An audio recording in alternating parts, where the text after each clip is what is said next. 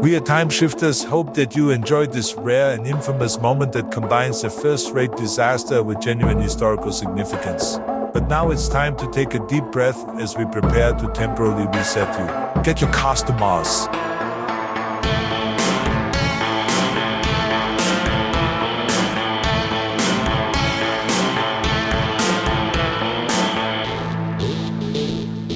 Hey there, I'm Christopher, and I'd like to welcome you to the Time Shifters podcast. On this show, Tom and I dive into movies and TV, mostly in the sci-fi, fantasy, and horror genres, and share our thoughts, reviews, and maybe a few tangents along the way. Who, us? Yeah. We always love hearing from our listeners, so don't be shy. You can shoot us an email at timeshifterspodcast@gmail.com. Connect with us on social media via the links in the show notes, or drop by timeshifterspodcast.com to leave a comment or use the contact form right at the top of the page. Now let's get Tom in here and kick things off. Hi. Hi, Tom. How you doing? And I didn't realize how I'm getting congested, and I didn't realize it until I started talking. Yeah, no, you were fine there at the before we started, and now you're like this. So yeah, so we'll see how that goes through the show. I'll get further congested as we go on. Well, I meant to pull something up, so let me look. While I'm looking this up, I'll ask you what you've been up to. It's been a busy time, mostly work-related. Had to do some traveling. Went to the home of Laverne and Shirley, and I guess the nearby town that Happy Days took place, because I was in Milwaukee, Wisconsin. Nice. Yes, except for the fact that they chose to have chilly, wet weather the entire time at the end of May. Yeah, sorry about that. The weather's been really weird even here at home. As we were creeping up there into the 70s and 80s, and then suddenly it took a drop where it's about 20, 30 degrees cooler for a few days. Yeah, no, and while I will argue the cooler, it's not as much fun when it's all breezy and wet. Yeah. You don't expect 40s in May. No, I suppose not. I don't know, maybe up north in Milwaukee I might. So perhaps, but yeah, and that's what I had to deal with among all the brats and beer. Yeah. But was it a good trip anyway? It's for business, wasn't it? Yes. No, it was since I work at a Jesuit university, this was the group of Jesuit universities getting together, particularly their tech services departments, to discuss and take in the day. I know this is going to stun everyone. There was lots of talk about AI, or A1, depending on your slant. Yeah, I'm sure there was. Yes, so to which I have to go do more AI in Minneapolis in a couple of weeks. Oh, fun. All right. Yeah. Up in the home of MST. I know, right? Maybe you'll bump into Frank or Trace. That would be amazing. Frank, Trace, if you hear this before I arrive, let's go do lunch or something. Yeah, I think he may be in LA now. I'm not sure where Trace ended up. I haven't been up to a whole heck of a lot. I watched a film that was, it was one of those, the titles where you see the title, you kind of like, okay, I've got to see what this is. Yeah. It was called The Mummy Theme Park. Okay. From 2000. I'm a little fuzzy on what exactly transpired.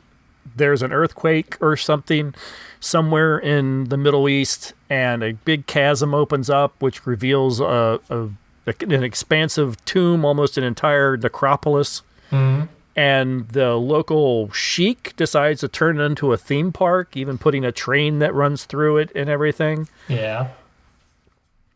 The film started out, and I was like, almost found it a little endearing because it was obviously done on the super cheap, and they were using a lot of green screen and forced perspective to give a lot of scale to stuff and make it look like they're big, and they're like, oh, this is kind of cute and everything.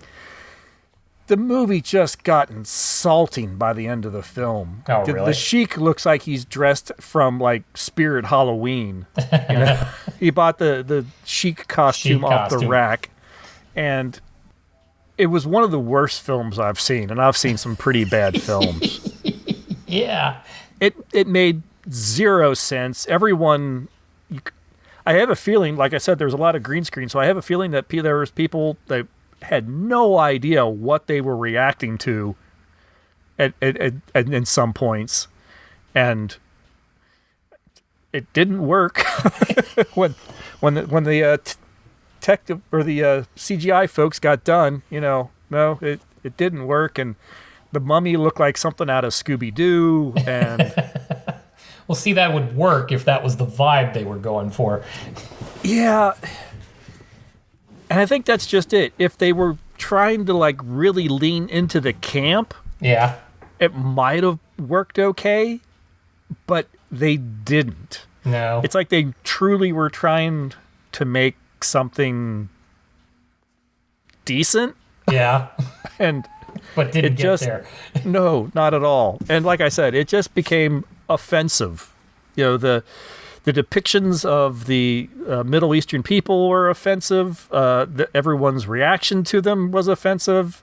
How they even treated the idea of mummies or a necropolis, that had been buried under the sand, it was offensive. The idea of, let's put a train through it and turn it into a theme park. And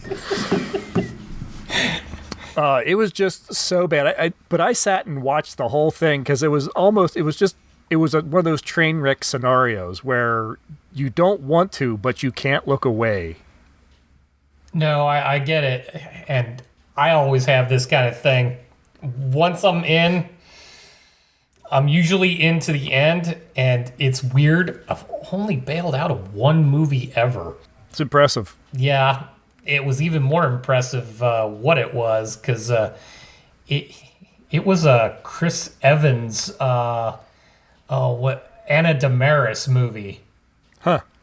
It was just really terrible. I don't even remember the name of the thing. I just remember the premise is that she was some like spy who also was trying to have a regular life and ends up going out with the Chris Evans character, who's just this little town guy, which... Was this a Lifetime original? No, Hallmark shockingly movie? not. Honestly, this would have been bad even for a Lifetime original, but it was just weird, right? Seriously, I only got about 15 minutes in, because Chris Evans, of course, he still looks very much like Captain America the entire time. He's still built. He looks like he looks.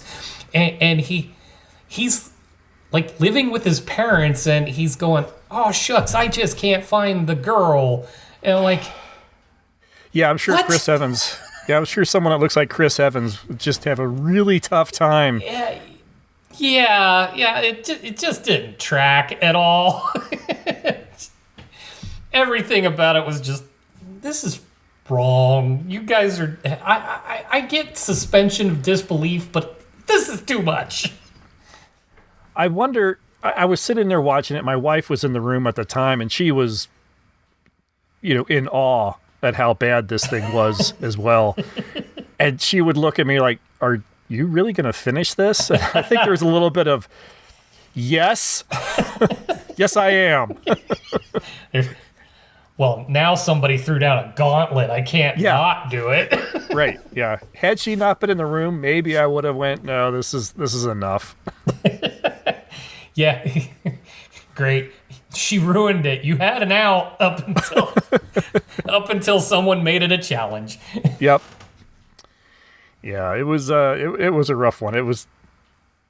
It should have been campy. It should have been funny, or it could have been really gory. You could have taken it down that route. Take it over the top. And they didn't, and it was not good. Yeah, no. Well, now you're kind of making it. We had, of course, our typical bad movie guys' night, literally the night before we're recording, and we watched something called Murder Syndicate. It's from 2023, starring nobody in particular. Although apparently there are a few folks that did some time in what was it, the Arnold Schwarzenegger movie?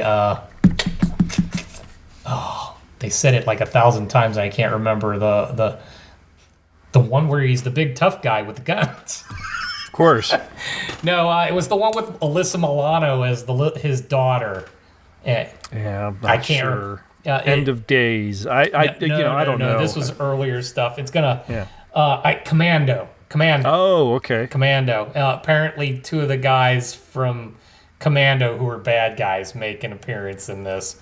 Not that you have any idea who they are, but this thing was just train wreck from start to finish. You got this 60-something mother with her 3 children who go around committing crimes, but they have a larger kind of crew, and some dude is trying to take a guy 20 years younger than him is trying to be her boyfriend and take over this murder syndicate. And they don't look like they have any money. I mean, they spend more time in somebody's backyard with cheesy Walmart wicker furniture as their patio furniture. It just, everything was cringeworthy about it. No effort put in. The star of the movie, which is supposed to be the younger, prettier guy, never makes eye contact with a single person in the movie. Gotcha. It's rough. Yeah. So, yeah, sounds like we had equal experiences with these things. Just very different genres, but, yeah. Quite, yep. There's no limit of terrible out there. No. All right, I found what I was looking for, and I'll admit I have ripped this off from a podcast I enjoy listening to called Bottom of the Stream. They often do these. It is a fun little discussion starter, and maybe it'll encourage a few people to send emails or jump on the social medias and give us their thoughts on this. I have a would you rather question for you. Okay. I got one that's kind of Mars related. Okay. All right. Would you rather have a Martian rover that obeys voice commands, but only in Klingon? Yeah. Or a habitat assistant AI that sounds exactly like Jeff Goldblum and interrupts you constantly? Ooh. Can I have both?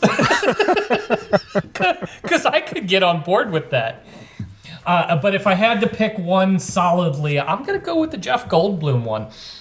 Really? Yeah, no, I like me some Jeff Goldblum, and even if he's just being irritating, that would just bring a smile to my face constantly.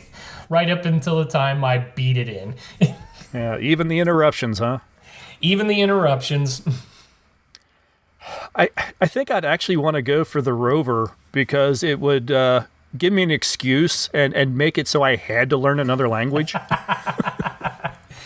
You know, I actually gave that a shot once because I think like Duolingo has a Klingon option.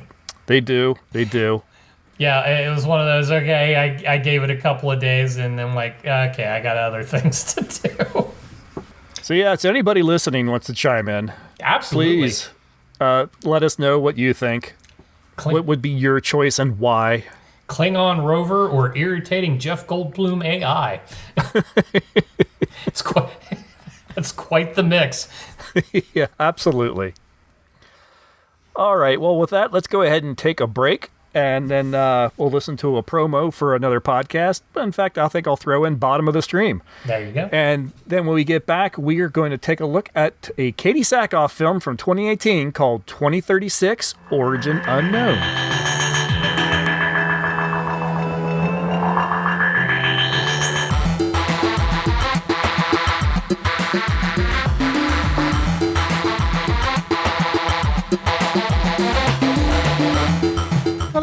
Ahoy! My name is Adam. And I'm Nick. And this is the Bottom of the Stream podcast. A never-ending quest to find hidden movie gems on Netflix. Every week we watch a random movie that we find on the stream, and we talk about it for about an hour.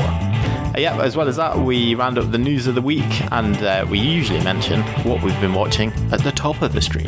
Yeah, so if you're into Netflix and you enjoy watching stuff on there, give us a listen. Join us aboard our podcast boat as we navigate the perilous water. Available now wherever you get your podcasts.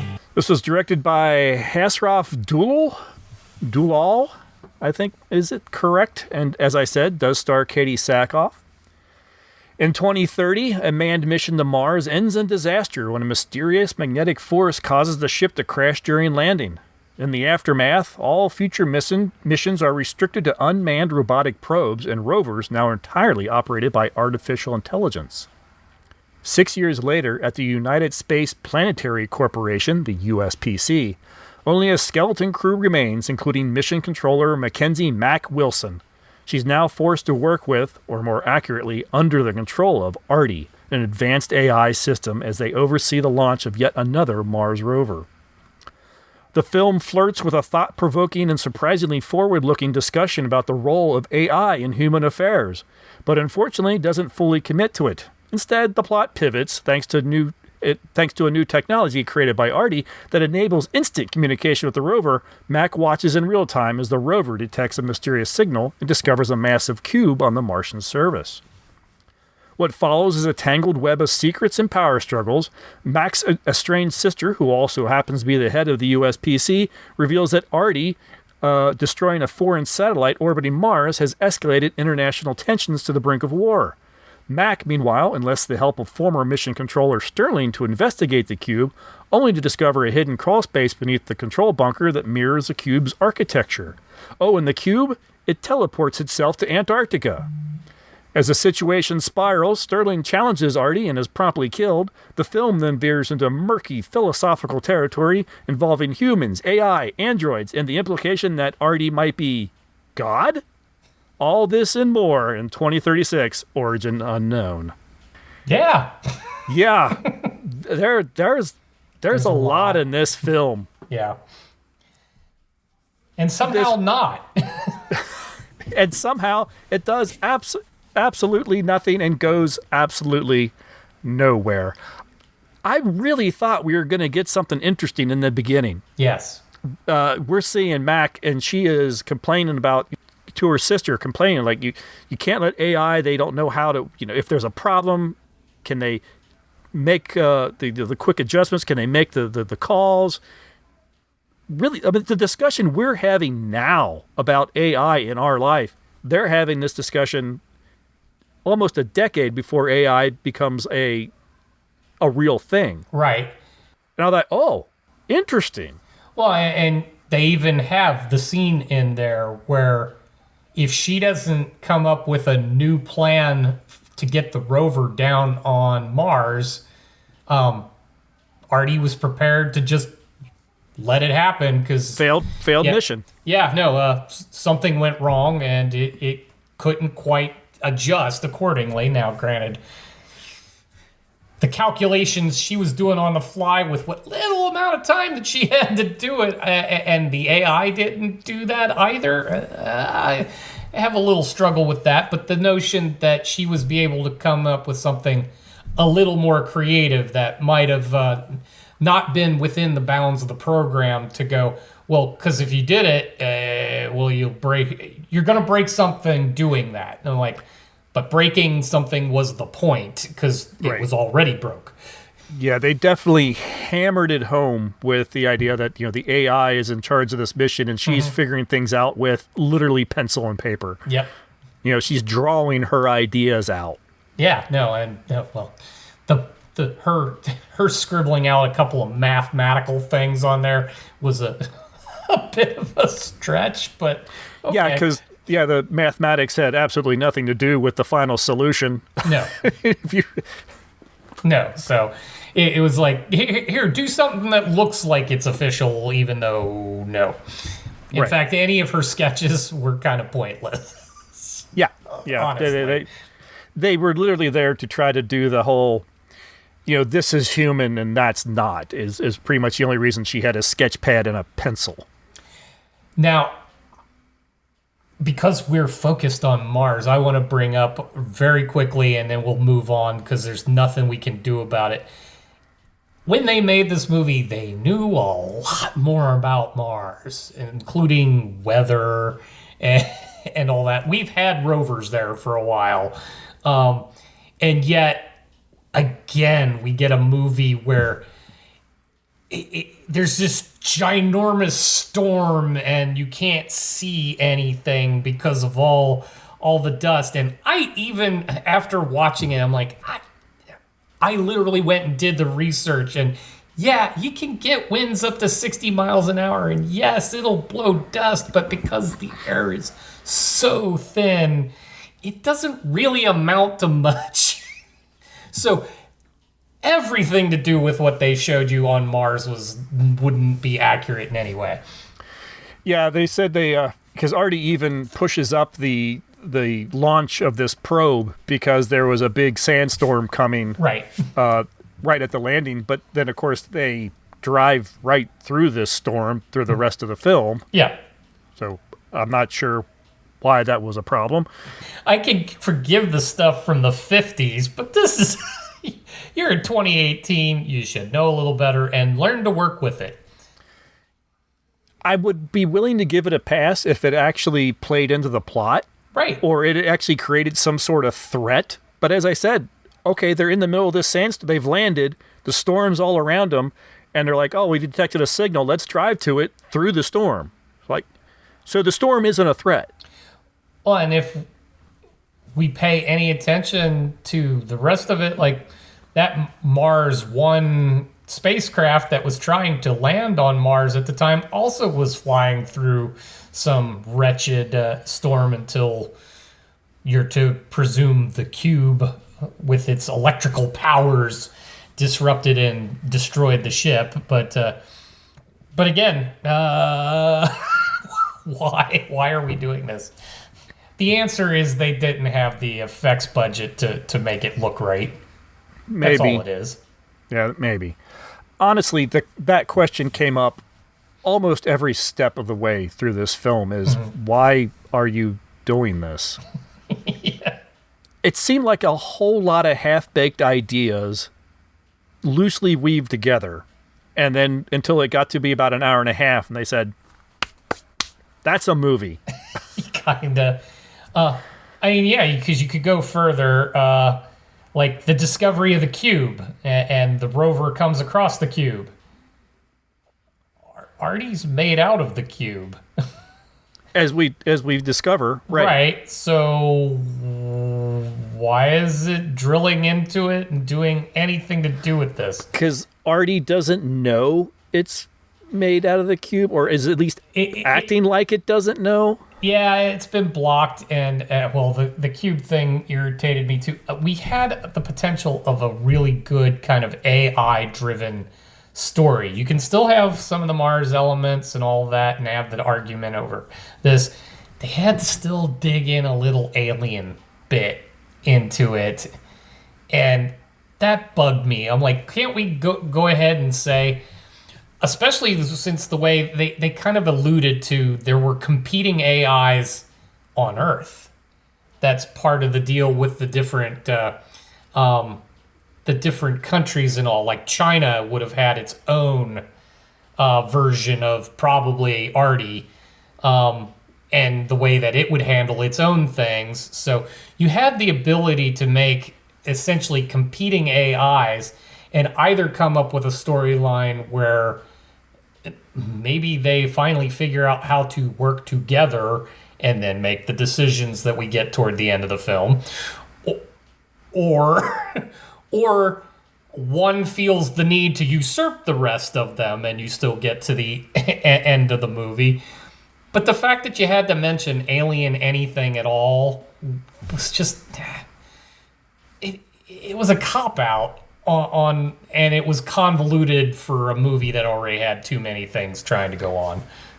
Yeah, there was I think it might have been an Outer Limits episode. I don't think it was Twilight Zone. I think it was an Outer Limits, where the whole premise of the thing is countries all over the world are linking their supercomputers together. Yeah. To make one giant supercomputer to answer the question once and for all, is there a God? and they link all the computers together, and they ask the question, and the reply is, "There is now." See, now that's awesome. That's, what you were just saying. If there's truly competing AIs and whatever, that's something you could have maybe played with, and it would have helped make the end of this film a little more. It would have made a little bit more sense. Yeah. Yeah, because we can get into more about the later. But yeah, I also would have liked the idea that we didn't need something extra, that we created the thing that then completely replaces us. And that would have even made the fact that Katie Sackhoff is in this movie that much more sweet, for the fact that she literally starred in a series where humanity created the AI system that tried to wipe them out. Yeah. Yeah, even just on the terrestrial side of things, there's just so much that is going on. There's her gripe about the fact that there's no one else working in this bunker anymore except for Sterling. She's got issues with her sister because her sister is totally on board with AI, but then you start questioning whether she's on board with AI because she's afraid not to be. And then it turns out Sterling is, I don't know, an enemy agent or has his own motivations and tries to erase Artie and tries to erase all records of everything that's going on. What? Why? And yeah, meanwhile, Mac is crawling around in the ductwork underneath and discovering the same pattern that she saw on the cube all over the wall of this server room or whatever, it was. And yeah, you're just kind of sitting there scratching your head going, I hope they can tie these all together. And instead they just Artie kills Sterling and, well, that problem's solved. Kinda, yeah. Well, and then you're even you hadn't mentioned the part where Artie's not quite whole till she does what she does, because apparently he's either been wiped at some point or cut off from some of the relevant information that would allow him to finish the mission that they're trying to do. Since I had to. It was already weird calling this 2036 origin unknown. You could have just dropped the 2036 part, just said origin unknown, because they really laid hard into the fact that that's what Artie called the cube when it didn't know what it was or where it came from. And when you find out it's half alien tech, half him, that would have meant something more, I don't know, but it just, they make this thing way too convoluted. Very convoluted, very complicated. Yeah, there's apparently the threat maybe of war is mentioned, with her discussion on her sister's all frazzled and I gotta go. We've got, this is a big deal and all this stuff. And what, you're talking war? That problem is solved sort of by Artie in a grand way. Well, yeah, but I think where you were going with some of that is that you don't get to feel any of that because we have no sense of the wider world, and there are ways to do that. In fact, actually, back when we were watching Martian Chronicles, and everybody that was on Mars cut off from the things going on Earth. But I mean, you had context for that. They were all from Earth. We all know what's going on, or at least have a sense of it from our own history, what might have been going on Earth to allow it to be destroyed. But we don't have enough of the histrionics for this to really understand. One satellite that apparently was on a collision course to the USPC satellite is shot out of the sky, and that's enough to take us to the brink. Yeah, and that seems pretty easy to explain. Like, it would be unfortunate, and you might need to talk about, okay, who owes who what for what, but it doesn't seem like a war offense. No, if they made it like clearer that this satellite was intended to destroy the USPC, Right. if that was the intention, it wasn't communicated well. No. It just sounded like it just happened to be another thing in orbit, and they were in the way. Right. Who's to say that if their satellite wasn't armed and had their version already, wouldn't have done the same thing? I am curious why the USPC research satellite has railgun emplacements. Yeah. Maybe that's the real issue. Yeah, no, you have an armed ship run by an AI that seems problematic. Mm-hmm. Especially an AI that doesn't necessarily, and that's what they didn't sink their teeth into more. It's an AI that was intended to be in charge of everything. Yeah. It wasn't set up to be an assistant. It was set up to be a replacement. And the fact that even her own sister doesn't have a problem with that's the problem. Right. I definitely think the writers watched Battlestar Galactica, Well, and they incorporated a lot of the themes and some of the things that went on in that show. There's several moments where Mac has flashes, dreams, memories of something that hasn't happened, flash forwards or flash sideways, and we're not sure where any of that is coming from. No, and well, they definitely lifted heavily from 2001 in this. I mean, Artie's is an easy stand-in for Hal. The cube, they even called it a monolith at one point. And the fact that it's origin unknown and might have a little bit of alien influence involved, then, I mean, yeah, this is a very cheap and dumbed down version of all of that. Well, I'm not going to pretend that I really understand the end of 2001. No. But I think I grasp it better than I grasp the end of this. Yeah, because it really, like, well, I guess we have to spoil a little, but, okay, Artie comes to the decision to destroy the Earth. He's just gonna wipe out humanity.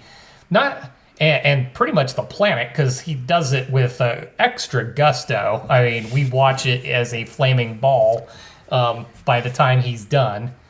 And she's in a bunker that is quickly losing air and is probably being irradiated.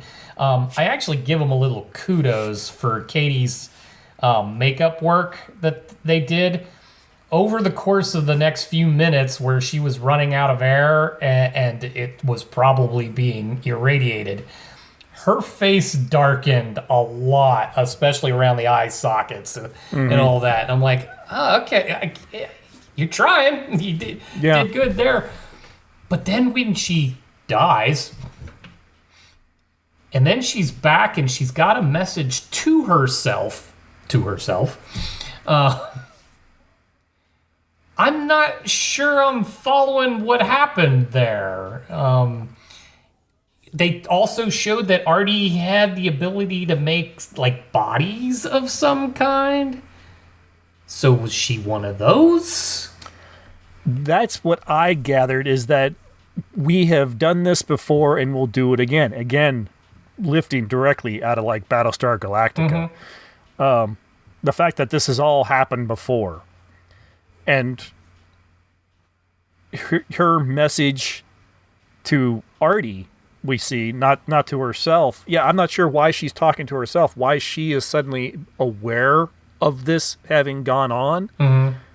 But we do see a flash of, like, her final moments where she's talking to Artie, and telling him to do it exactly the same way, and then you'll know you've made humans. I'm like, what? Yeah, no, that got weird.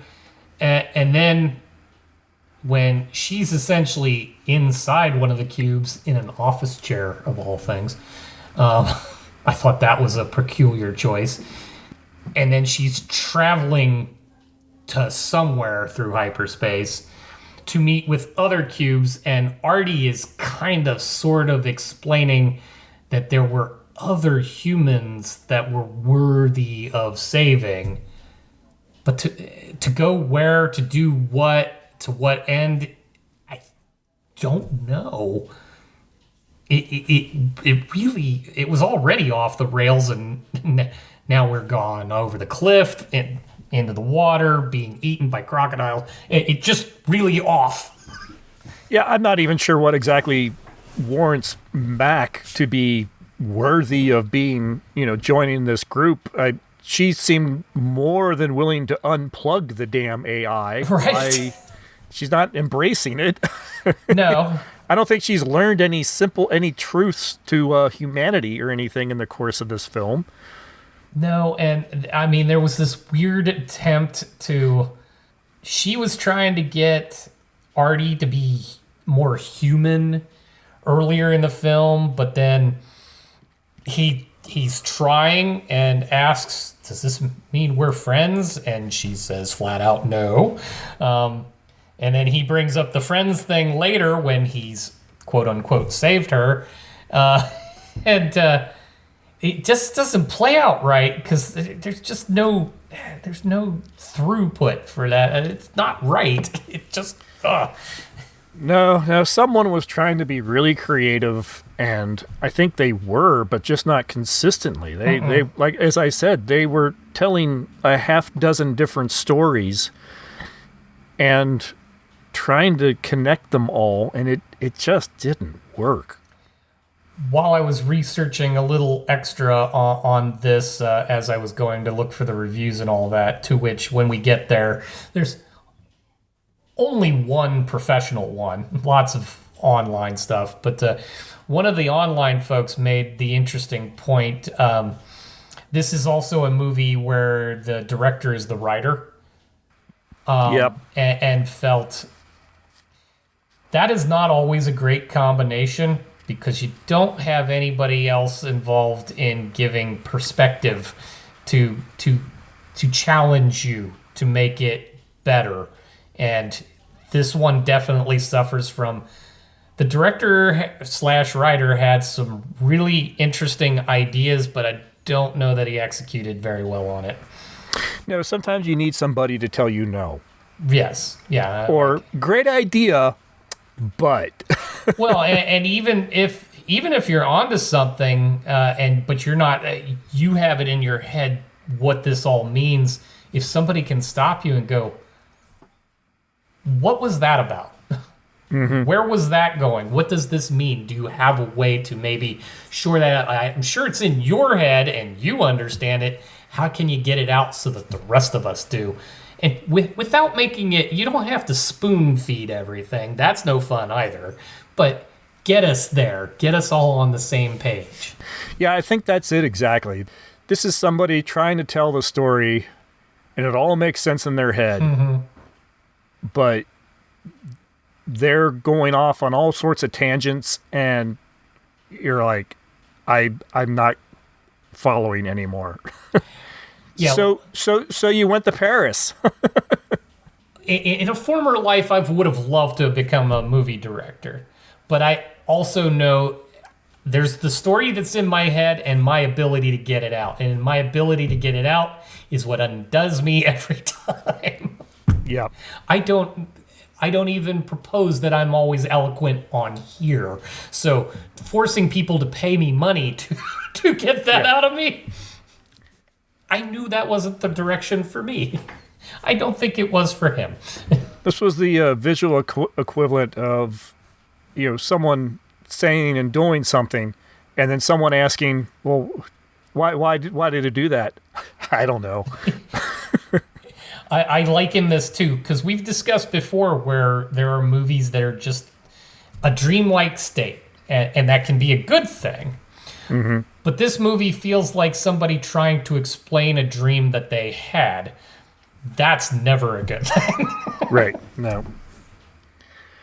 Yeah, it was a bizarre one. It it ends up. I think I dislike it more because it got my hopes up early. Yeah. I truly did. The first 20 minutes of this film, I thought we're going to go somewhere. This is going to be good. You know, this is going to be real forward thinking. I'm ready for this discussion. Go. You know, how did you think about it 8 years ago, whatever it was? And yeah. And they just don't. They don't even try. And as much as I like Katie Sackhoff, I think she needs people to play off of. This was a bit much for her to have, because for the most part, it is a one-person movie. There are little entries here and there. There's the Artie character, but it's you watching her work through the issues that are happening, and she just didn't have all of it. There were too many times where it's like, I don't know how to act against the green screen kind of feel to this. It felt very wooden. much.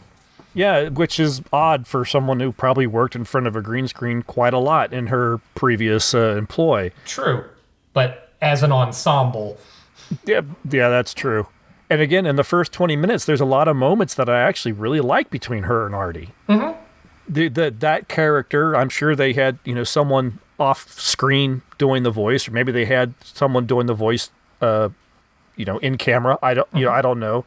Some of that really worked. I liked it. I thought this is kind of one of these in the end they're going to begrudgingly start liking each other sort of buddy cop sort of thing or whatever, and that goes nowhere either.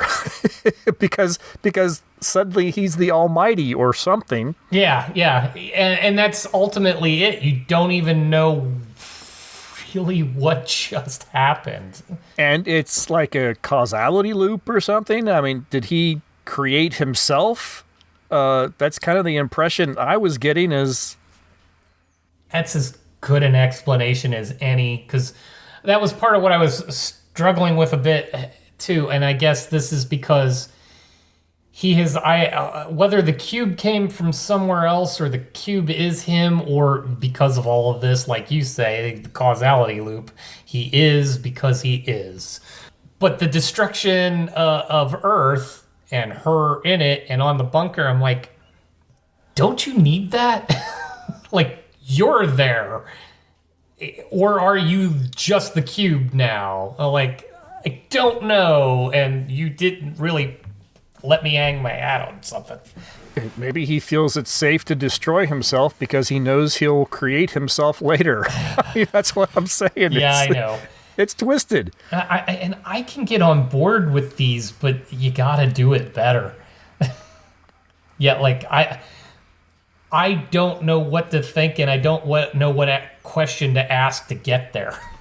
It would have helped had we gotten some hint that her sister or others knew the whole time that this has all happened before and that Artie is and always has been sort of thing. It would have, as you are fond of saying, it would have given us something to hang the hat on. Yeah, and that's just it. It was so just deeply convoluted. It was all over the map, and I don't know what they really wanted to go. Where was the direction? What was I supposed to take away from this? Yeah. I couldn't. I got nothing. I got absolutely nothing from this. I don't know if I should be running around and turning off all of the AIs right now, or what, or just accepting them in hopes that they'll send me away in their cube. Yeah, right. Yeah, have I been polite enough to them all? to warrant being saved? And, well, we did not get any social media on this, not really. I think Mike Forgetto from the I Used to Watch This podcast says that I'm pretty sure I watched it. That's all I remember. Which is a commitment to nothing. Yeah. No, I'm not surprised. Actually, and before I read the only review, because now I still want to know, how was this released? Like, it didn't go to a theater that I was ever aware of. Was it? No, it was definitely direct to video or straight to a Netflix or something like that. I mentioned Bottom of the Stream. They actually covered this several years ago on their podcast. I thought they had at least mentioned it. I don't remember the episode, Okay. but I remember them mentioning it. They watch, every season they watch, I think, like 24 films or 12, 13 films, maybe, that are that they find on the bottom of the stream, the lesser knowns and everything. Yeah. And this was one of them that came up randomly. This ended at the bottom of that season's stream table. So it was like 13 out of 13. So yeah, I can kind of see why. So they were, Adam from there is very curious to hear what we thought of it. Enjoy, Adam. Yeah, it's definitely a film that starts out promising and then just leans too heavy into, and I think Adam uses this term, artsy fartsy bollocks. That's a fair critique. Yep. So you're gonna get a kick out of the one review, though. All right. This was actually out of Los Angeles Times. Okay. Noel Murray writes, "This is a one-woman show as Sackhoff verbally spars with Artie about whether humanity still serves a purpose. None of this is as deep as it intends to be, nor will it strike science fiction devotees as especially novel. But Sackhoff's Mac is such a vivid, well-rounded character that 2036 still works. It's like a stage play crossed with one of the more philosophical old pulp magazine short stories." No. She watched the first 20 minutes and then wrote a review. Perhaps. Yes. Yeah, because it all...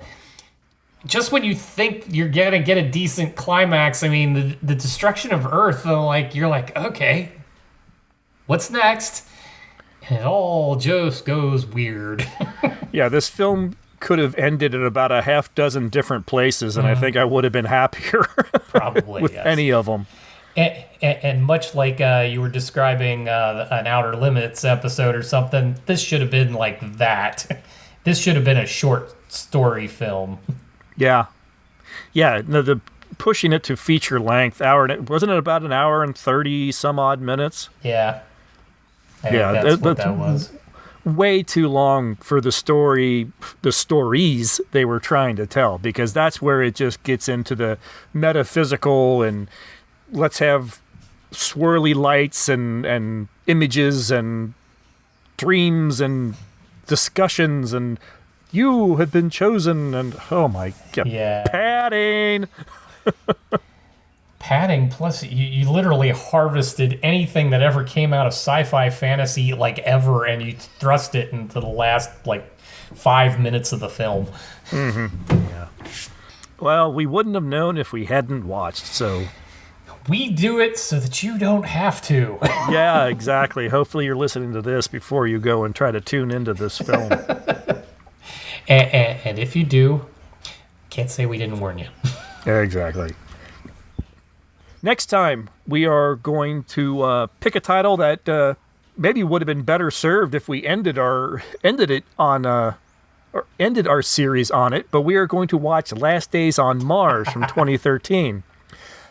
I vaguely think I watched this, but I don't remember. There's been so many on Mars or Last Somethings out there, so it'll be interesting when I start watching this whether I remember it or not. Yeah, no, it's not ringing a bell for me. So, and again, I'd be curious distribution. I really don't remember having heard of this one. So, I get the feeling that it was a theatrical, but it might have been it opened and then it left. yeah, kind of. So, we'll see. I literally don't know, but it means I can't go in with any preconceptions. Exactly. Well, it's got Liv Schreider, which sometimes is a good actor to, so looking forward to that. It looks like it's got some good technicals. I just don't know much more about it, so Yeah. this will be fun. Yeah, well, so we will check out Last Days on Mars. Other than that, thanks for listening to the Time Shifters podcast, and we'd love to hear your thoughts on this episode, whether it's feedback, questions, or just something you want to share, or questions about the film. You can reach out via email or drop a comment on any of our social media posts. Just follow the link in the show notes or head to timeshifterspodcast.com. If it's questions about the movies, we may need to bring in scholars. Yeah. If you've got a moment, please consider leaving a rating or a review. It really helps more people discover the show, and who knows, they might become time shifters too. Feeling extra generous? You can toss a little support our way at ko-fi.com/TSPOE podcasts. Every bit goes towards web hosting and production costs. The show will always be free, but any help is truly appreciated. Or if you'd rather to get something cool for your support, check out our merch at TeePublic or Dashery. Links are in the show notes and on our site. You'll be helping us out and supporting some awesome independent artists at the same time. That's going to do it for this episode. Thanks again, everybody. We will catch you next time. Bye. See ya.